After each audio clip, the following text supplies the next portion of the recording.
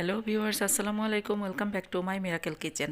রেস্টুরেন্টগুলোতে সকালে রুটি অথবা পরোটা দিয়ে খাওয়ার জন্য যে ছোলার ডাল অথবা বুটের ডাল ভুনা দিয়ে থাকে, সেটা কিন্তু খেতে ভীষণ মজা লাগে। আমরা যে ঘরে রান্না করি সেটা কিন্তু ওই দোকানের ওটার মতো অত বেশি একটা মজা হয় না। তো দোকানের সেটা কেন এত বেশি মজা হয় তার গোপন রেসিপিটা আমি আজকে আপনাদের সাথে শেয়ার করব।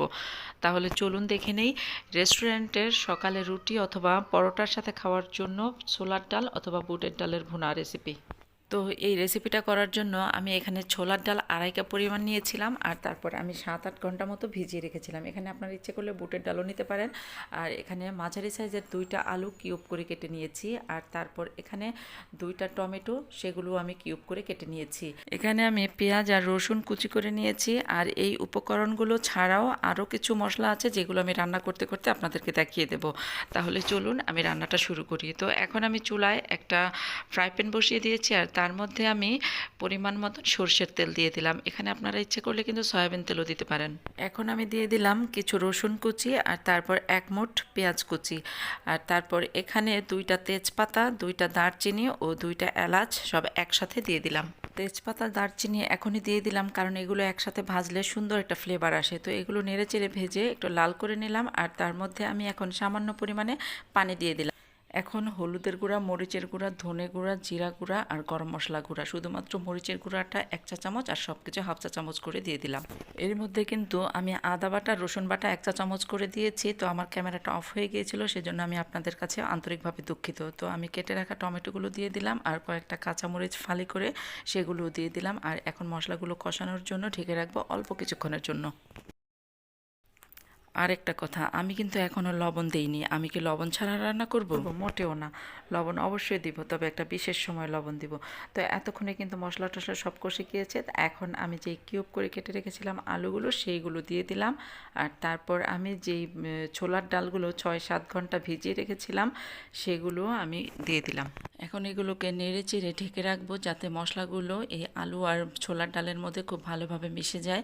আর ততক্ষণ পর্যন্ত আমরা ঢেকে রান্না করব, আর মাঝে মাঝে কয়েকবার ঢাকনা তুলে নেড়ে চেড়ে দেবো।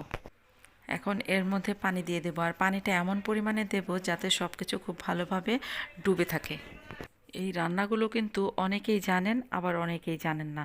তো এক একজন কিন্তু এক একভাবে করে। তো এক একজনের স্টাইল যেহেতু এক এক রকম, তো আমার রান্নার স্টাইলটা দেখুন, যদি আপনাদের কাছে ভালো লেগে থাকে তাহলে হয়তো আপনারা এই রেসিপিটাই ফলো করবেন। আর আমার এই রান্নাগুলো যদি কারো একটু মাত্র উপকার লেগে থাকে, তার জন্য বলছি তারা আমার চ্যানেলটা প্লিজ সাবস্ক্রাইব করবেন যদি আমার চ্যানেলে নতুন হয়ে থাকেন।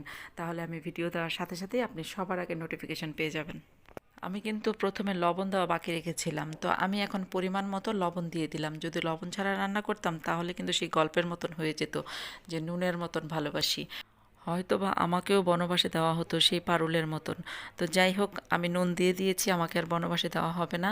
তো এখন আমি নেড়ে চেড়ে আবারও ঢেকে রাখলাম কিছুক্ষণের জন্য। প্রায় 10 থেকে 12 মিনিট পরেই আমি ঢাকনাটা তুলে নিলাম। এখানে কিন্তু প্রায় সিদ্ধ হয়ে গেছে অনেকখানি। আর এই যে তেজপাতাগুলো, এর ফ্লেভার কিন্তু চলে গেছে তরকারির মধ্যে। তো এই জন্য আমি এখন তেজপাতাগুলো তুলে ফেললাম। তেজপাতাগুলো থাকলে এটি আবার অনেক সময় খুন্তির বাড়ি লেগে কিন্তু ঝোলটা ছিটে আসে গায়ের উপরে। তো সেই জন্য আমি সবসময় এটা তুলে ফেলে দিই। তো তুলে ফেলে দিলাম। আর এখন একটু ডাল ঘুটনি দিয়ে একটুখানি যেতে যেতে দিচ্ছি, যাতে মানে জাতা দিয়ে দিচ্ছি যাতে একটু আলুগুলো ভেঙে ঝোলটা একটু ঘন হয়। ডাল ঘুটনি দিয়ে কিন্তু একেবারে ঘুঁটা দিয়ে দিব না, জাস্ট ডাল ঘুটনি দিয়ে আলুগুলো একটু ভেঙে দিব যাতে ঝোলটা একটু ঘন ঘন হয়। এই যে এরকম ঘন ঘন হবে, আর ছোলার ডালগুলো কিন্তু আস্তে আস্তই থাকবে, একেবারে সিদ্ধ হয়ে যাবে কিন্তু গলবে না।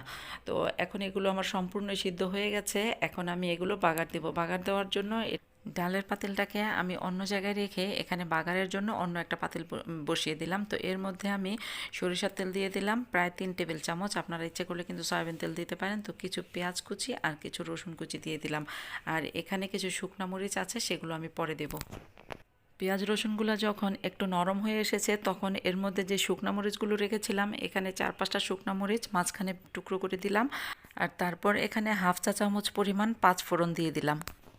তো পেঁয়াজ রসুন আর পাঁচফোড়নগুলো নাড়তে নাড়তে এগুলো খুব সুন্দর একটা ফ্লেভার এসেছে, আর এগুলো পুটপুট করে ফুটছে। তখনই বুঝবো যে বাগারটা আমার সম্পূর্ণ রেডি হয়ে গেছে। তো বাগারের হাঁড়িটা তুলে নিলাম, আর সেই ছোলার ডালের হাঁড়িটা আবার এই চুলায় এনে বসিয়ে দিলাম।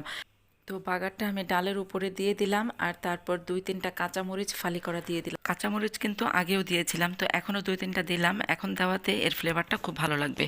আর তারপর কিছু ধনেপাতা আমি এখানে কুচি কুচি করে দিয়ে দিলাম। তো ধনেপাতা একটু বেশি করে দিতে চেষ্টা করবেন, তো যদি কেউ পছন্দ না করেন তারা নাও দিতে পারেন, কিন্তু দিলে এর টেস্ট কিন্তু দ্বিগুণ বেড়ে যাবে। এখন চামচ দিয়ে নেড়ে চেড়ে খুব ভালোভাবে এর মধ্যে মিশিয়ে দিতে হবে। পেঁয়াজ রসুনের বাগার আর ধনেপাতাগুলো কিন্তু চামচ দিয়ে খুব ভালোভাবে ডালের সাথে মিশিয়ে দিলাম। এখন এর মধ্যে আমি 1 টেবিল চামচ ঘি উপর থেকে ছড়িয়ে দিলাম। এই ঘিটা অপশনাল, আপনারা ইচ্ছে করে নাও দিতে পারেন, তবে না দিলে কিন্তু রেস্টুরেন্টের সেই ছোলার ডালের ভুনার যেই ফ্লেভার সেটা আপনারা নাও পেতে পারেন। তবে না দিলে কিন্তু খারাপ লাগবে তা কিন্তু না, খুব ভালোই লাগবে, কিন্তু দিলে একেবারে রেস্টুরেন্টের সেই স্বাদটা আপনারা পাবেন। ঘি দেওয়ার পর ঢেকে রাখলাম প্রায় 2 থেকে 3 মিনিটের জন্য। রান্নাটা কিন্তু আমার এখন সম্পূর্ণ কমপ্লিট হয়ে গেছে। তো আমি এখন ঢাকনাটা তুলে নিলাম।